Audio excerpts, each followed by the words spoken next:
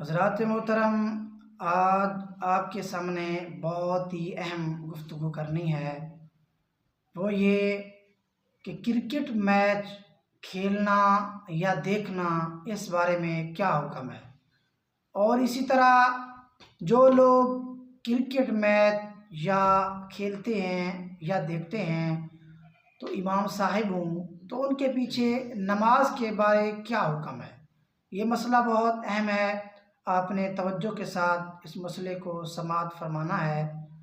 ये समझें कि हर वो खेल जिसमें शरई तकाज़ों का ख्याल न रखा जाता हो, यानी खेलने की वजह से बेपर्दगी वाला मामला होता हो, या खेलने की वजह से आदमी आपस में ऐसे अल्फाज बोलते हों, एक दूसरे को तानो तशनी, एक दूसरे को एज़ा, एक दूसरे को गाली गलूच, यानी इस तरह का माहौल हो जो शरई तकाज़ों के ख़िलाफ़ है। या इसी तरह इतना खेलें कि खेल की वजह से नमाज से भी गाफिल हो जाएं, तो इस तरह का खेलना दुरुस्त नहीं होता।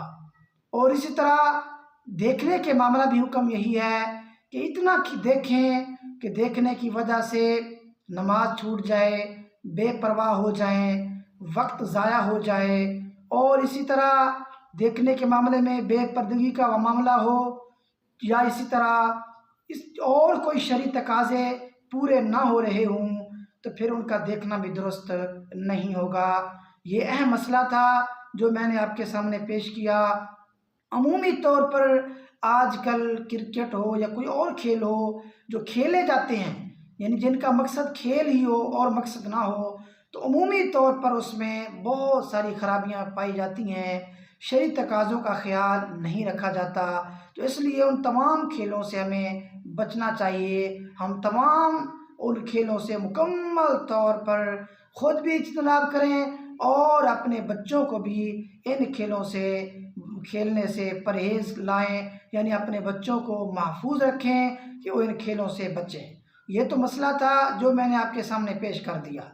बाकी ये है, अगर कोई ऐसा शख्स है जो खेल खेलता है, क्रिकेट या देखता है, यानी मैच क्रिकेट देखता है, देखने की वजह से शरई तकाज़ों का ख्याल नहीं रखा जाता, यानी मुकम्मल तौर पर जो शरई तकाज़े हैं उनको वो पामाल कर रहा होता है, शरई तकाज़ों का ख्याल नहीं करता, यानी बेपर्दगी होती है, वक्त का ज़िया होता हो कि जिसकी वजह से नमाज का वक्त भी चला जाए, नमाज का ख्याल भी ना रहे, यानी इस तरह का माहौल हो कि जिसमें शरई तकाज़ों का ख्याल मुकम्मल तौर पर ना रखा जाता हो, शरई तकाज़ों को पामाल किया जाता हो। तो ऐसे सूरत में अगर कोई इमाम साहिब इस तरह के मामलात में मुकम्मल तौर पर आदी हो ऐसे तरीके का, तो उस इमाम के पीछे नमाज भी कराहत वाला मामला ज़रूर होगा। ये जो मैंने आपको मसला पेश किया कि नमाज उसके पीछे मकरूह होगी, ये फतावा बहरुल उलूम जिल्द नंबर 5 सफ़ा नंबर 589 पर मौजूद है।